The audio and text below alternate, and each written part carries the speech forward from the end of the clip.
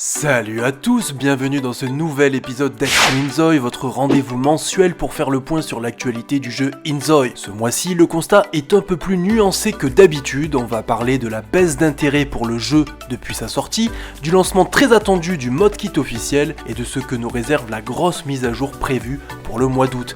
Installez-vous confortablement, c'est parti.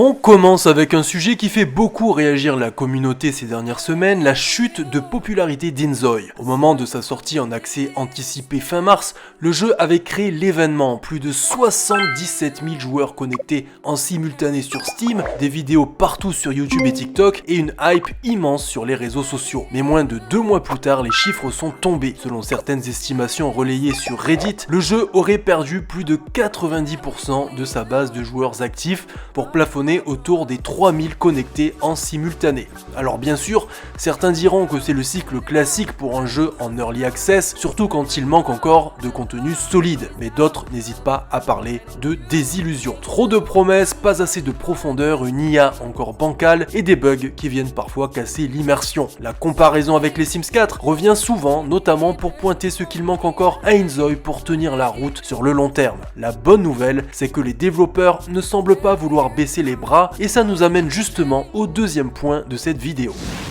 Depuis la mi-juin, le mode kit officiel d'Inzoi est enfin disponible. Et là, on passe à une toute autre dimension. Pour la première fois, les créateurs de contenu peuvent officiellement concevoir leurs propres objets, vêtements, meubles et les intégrer facilement dans le jeu grâce à une interface dédiée. Le kit est compatible avec des outils comme Blender ou Maya et une interface simplifiée permet même aux débutants de s'y essayer sans avoir besoin de compétences techniques trop poussées. Mais le vrai coup de maître, c'est l'intégration directe avec CurseForge qui permet de découvrir et d'installer des mods en un clic depuis le jeu. C'est simple, rapide et franchement prometteur. Cette première phase du mode kit se concentre sur la création d'éléments visuels, mais une deuxième vague de fonctionnalités est déjà prévue pour août. Elle permettra notamment de créer des scripts, de nouvelles interactions, voire même des bâtiments personnalisés. De quoi donner un vrai coup de fouet à la créativité de la communauté et peut-être relancer l'intérêt autour du jeu.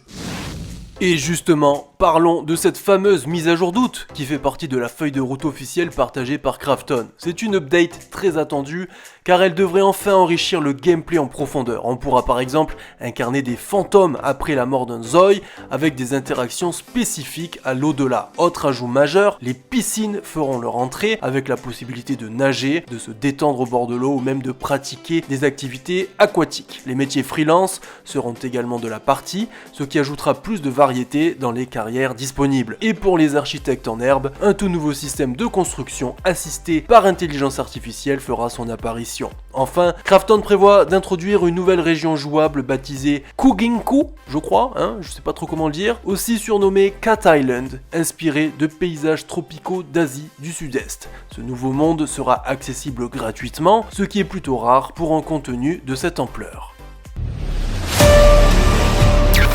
Quelle est la seule web-série pour adultes réalisée avec le moteur de jeu des Sims 4 qui combine humour, action et mystère et qui s'adresse à tout le monde?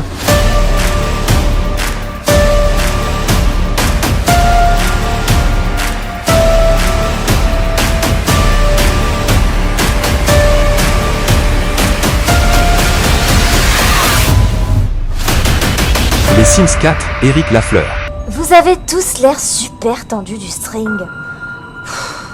Décoincez-vous, sérieux?